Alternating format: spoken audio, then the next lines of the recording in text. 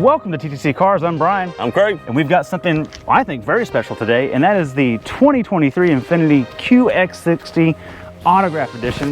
I've got the Monroney right here. Let's cover the details. People always want to know. It is all-wheel drive. It does have everything. And the total price is $68,185, including destination. The only options are the lighting package and premium paint. That paint color is two-tone warm Titan, and that's over saddle brown leather interior. Semi-aniline actual leather. Craig will talk about that in a minute. Titan. Ooh. Titan. It looks good. I think it looks good. Look, and keep in mind, this is kind of like, remember the Racing Gold? I mean, sorry, the what? The gold that Lexus used to use on all their RX 350s. This is kind of what that is. Yeah, got that? Is that not gonna work? Yeah. Look, but anyways, the paint looks good. I like it. It has a corporate nose on it, which you've seen on the other QX models. I think this wears it probably the best. Definitely better than the 90. The 90 kind of looks awkward. This one's like proportioned well. And for those that don't know, this is just mechanically a Nissan Pathfinder underneath it, for better and for worse. Mostly better, I think. Yeah, and I think the Pathfinder looks good. We talked about it on the Pathfinder review. Yeah, absolutely. But this one, it's hard to believe it's based on the same thing because it always catches my eye when they drive by. Aesthetically, it doesn't seem like they're even connected, right. But proportionately, you understand that it just seems less bulbous, a little more slimmed down. And, Agree with it. Yeah, I like it. They did good. Headlights are great. They do track at night, and they have plenty of depth of field. I actually like this little textured pattern in the bottom of the headlight. Oh yeah. Looks like it's out of a Forever 21 store. I think it's a good thing. I'm okay with that. All right, come around to the side. Let's talk wheels and tires, because this is our favorite part. Craig, oh yes. What is going on here? What this is rally spec. This is rally spec. This car came right out of the, I think it was the Minnesota or the Wyoming snow and ice driving school that Infiniti did last year. I really think that's where this came from, because that's the only thing that explains these tires. These are Blizzaks, baby. I never thought we'd have Blizzaks on a press car in Texas. It's 100 degrees today. Go figure. But the trade-off is they look like a BFG KO2 and they grip about like one on dirt, and they're still quiet. Oh, look, there's a Facebook group called Safari All the Cars. Yep. Oh, it's the best. And basically that's what Infiniti's done here. In stock form, which is What's great. the tread wear on these? I think it's like under 200. I'll Google it and I'll put it in there. I don't think it actually says on the sidewall, but look at all the siping. A ton of siping, and it's still quiet. It's incredible. These are actually 255 50 R20s. Look, I'm impressed with these. I can't wait to put this on the hill. We will be doing that on our truck channel, so stay tuned. Coming around, you do still have a textured liner, which tells the world that you're not afraid of some dirt. And then when you get to the 2T part of the paint job, that's two-tone. It is black up top and it is Titan below, and even the mirror encapsulates the theme of both. I like it. I think the black roof looks good, and they've incorporated it well with the A-pillar trim and the actual mirror cap splitting things like they should. Fuel door, one of my favorite things to do. Ooh, it opens right. That's good news. And it's capless. Look at that. I really didn't know. Genuinely didn't know. It does say unleaded fuel only. Premium fuel is recommended for maximum performance. But you don't have to. Not required. Yes. But if you want to get all the ponies, that's how you do it. Let's come out and check out the rear. You do have a built-in spoiler up top, kind of inline integrated, and you also have a shark fin up top as well. Decent wiper out back, collects a lot of dust very well. Dimensional letters, and coming down, you have a trailer towing package. Something interesting. The actual door barely opens because it's hitting the bumper up top, but that's okay. It's a 7-way pin, and you also have an integrated 2-inch receiver, which is actually a good recovery point as well if you do need to go recover some of your competitors off-road. So that's good news. Let's see how this engine sounds.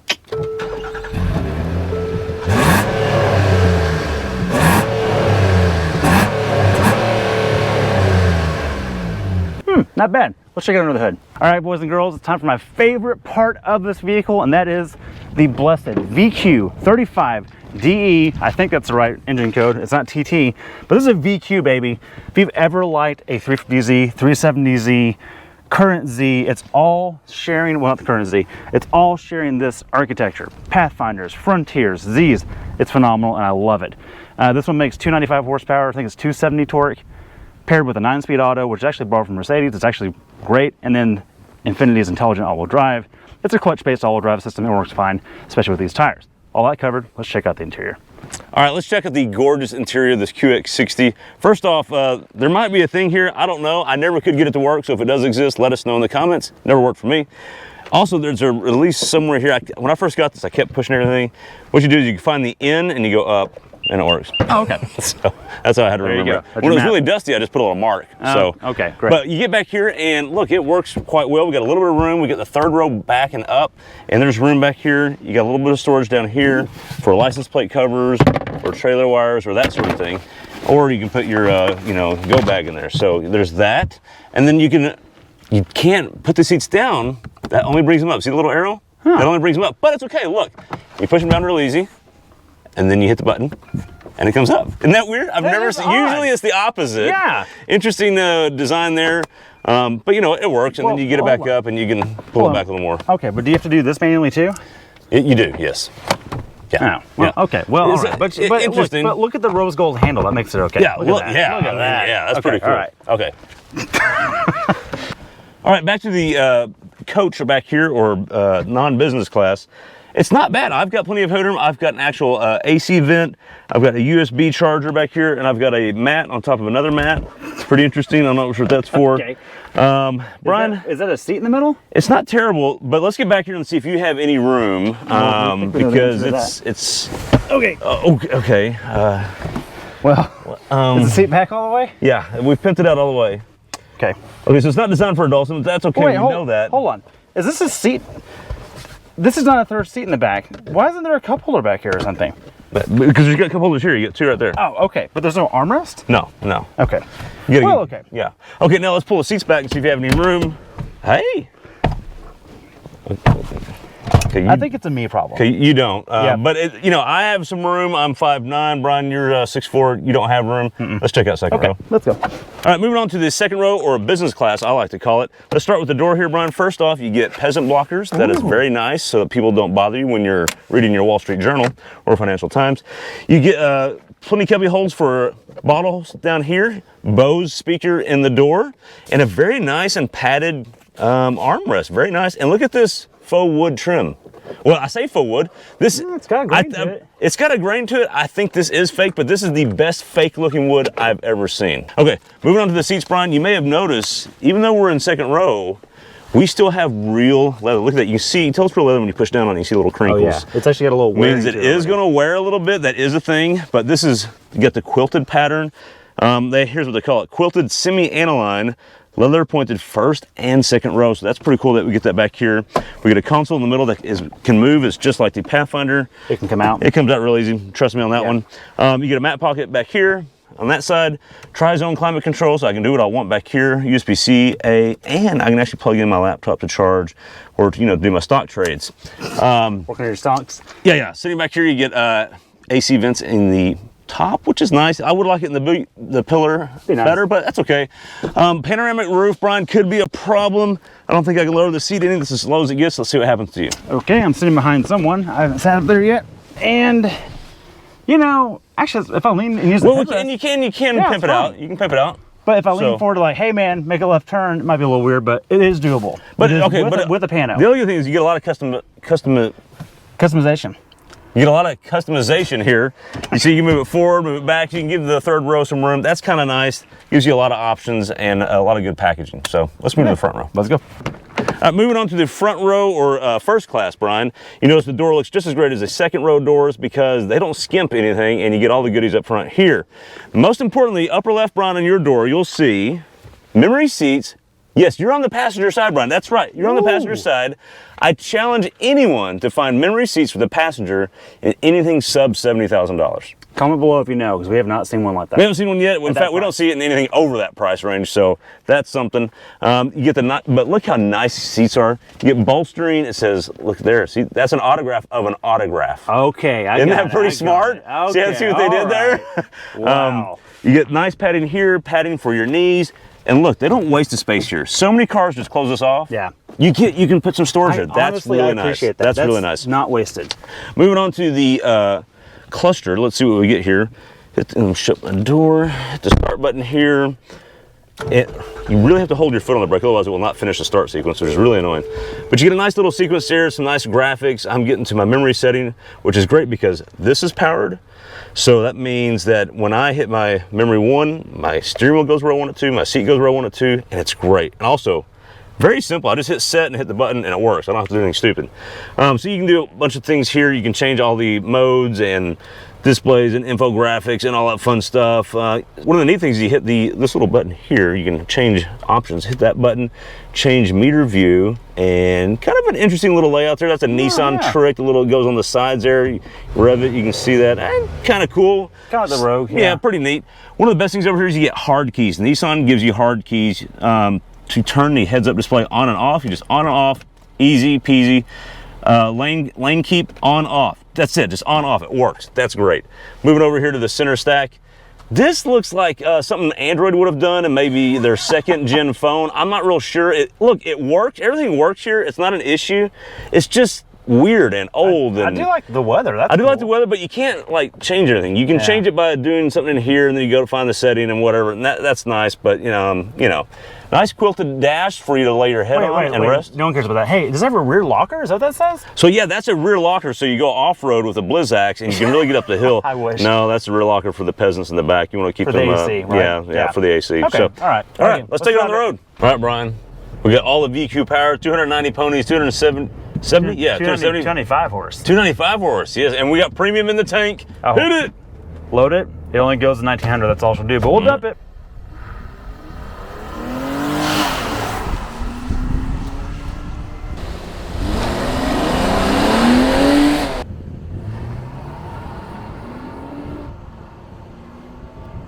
Okay. All-wheel drive's not helping. Nope, but there's some cam up there. There's some Blizzaks picking up some rocks. I do like the VQ sound. Some people don't like it, but it sounds... 60, what do we have? Ooh, 9.29 with me in the car. That's not real good. That's the worst we've had so far. Yeah. Oh, as you guys know, off camera, we do about 4 runs to get consistent testing in both directions. The best on this was 7.89. Ooh. It's not very good. Wow. But the sensation makes you think otherwise. The downside is I was getting 7.89 under 8 twice going one direction and 8.5 plus going the other direction. Look, I'll say this, driving it, I drove this more than you did. Yeah. The 9-speed is not the greatest. Okay. It's not snappy.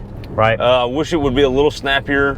But it's not offensive though. It's not offensive. It works. Like, everyday driving is fine. But when you're trying to hustle it, you're like, hello. Hello, yeah. Even with the paddle shifters and in sport mode, you're like, okay. Still. Also, I found the all-wheel drive just making everything slower, it felt like. It feels like there's like parasitic drag in that it's just there's more weight spinning. It doesn't decouple. Right. So it feels like it's doing something all the time in the rear. Because 295 horsepower in this VQ, we know that's plenty of power to do some stuff and have some fun. Well, but in fairness, when we had the Pathfinder Rock Creek, which was actually a little louder in terms of engine noise, which is more sensation. Yeah. We were like, oh man, it's going to be 6 something. Yeah. It was about the same. Yeah, that's true. That's true. But the sensation was a little higher than this. Is still a big vehicle, and it's not the lightest vehicle. No, it's so not. There is that. But it's a smooth powertrain. We've had this thing around for years, and I like that it's still around. Oh, me too. I'm surprised that because of CAFE standards, it hasn't been killed off yet. I know it's controversial, VQ sound. Some people love it or hate it. Right. I'll say this though, it's still very unique. And when I was filming you outside of doing the 0-60 runs, it's a fun thing to listen to. It's fun to listen to. It really does. Okay, ride and drive. It's a little bit soft, but that's a good thing for this. I think it's totally appropriate. It doesn't have any weird quirks in terms of suspension. True. No issues there at all. I'm actually very pleased with it. Even on Blizzak, like we look like all trains, there's snow tires. It's pretty well behaved. It really is. It's actually in my rough neighborhood. It doesn't have any trick suspension. Nope. It's just kind of smooth. No active dampers, no air ride. But very smooth. Yeah, soft and it's good to go. Yeah. Still tows 6,000 pounds too. That's no slouch. Yeah. The downside is the steering. And we had the same problem with the Pathfinder. Yeah. It's just exacerbated with the snow tires here. It's even worse with the snow tires. Right. So it doesn't want to stay on center. No, it's very sloppy. It's all over the place, and it's like you're constantly making micro inputs to keep it straight in the lane. It's almost like an old Lincoln or something, old Cadillac. Look, with this tire, it definitely gives you that vibe. On the Pathfinder Rock Creek, it didn't have it had a stiffer sidewall, but it still was darty. Yeah, it was darty. The downside is when you go to load this thing up thinking like, oh, it's going to turn in fast. It doesn't. Because the sidewall is sloppy enough and it's just this tire I know. Yeah. If you have if you have your own QX, you may not have that sensation. We are just in this one. And that's the worst thing about this driving sensation is the steering. The steering is the letdown here. Yeah, it's not the powertrain, it's not the noises, it's not the shifting, it's not the ride, it's the steering. It's hyperactive yet ineffective. These seats, Brian, I once sat in a Buick Lucerne, and I'm like, this is like sitting in my lazy boy in the living room. Yep. The most comfortable seat on the planet.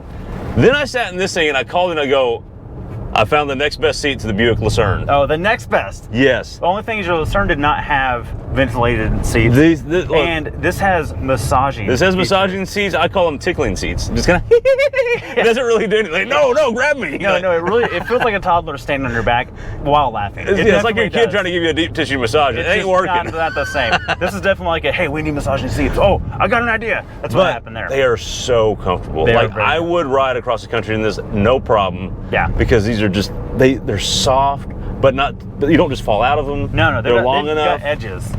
These are beautiful seats, and they look great. Yep. All that covered, I think it's actually a really compelling product for less than 70 grand. I mean, this is going to have more features for the money than anything else in its fleet. The thing I think about that might be a problem is that it's obviously not German, but we can tell as journalists, because we drive all this stuff, there's Nissan all underneath this thing, and it's old Nissan stuff. Yeah, that's not necessarily a bad thing. It's not necessarily a bad thing. The engine's great, but the infotainment's kind of terrible, although it works perfectly fine. Works. So that's just all it is. If you're crossed up with an MDX and this is your priority, you might consider the MDX from Acura. But if you're a driver, you might prefer this. Yeah. All right. With that, thanks for watching. Be sure to subscribe and like. Leave us some comments. That's our favorite, good and bad. We don't respond to all of them. We love reading them. We do read all of them. We love reading them. Thanks for watching. These tires are hysterical.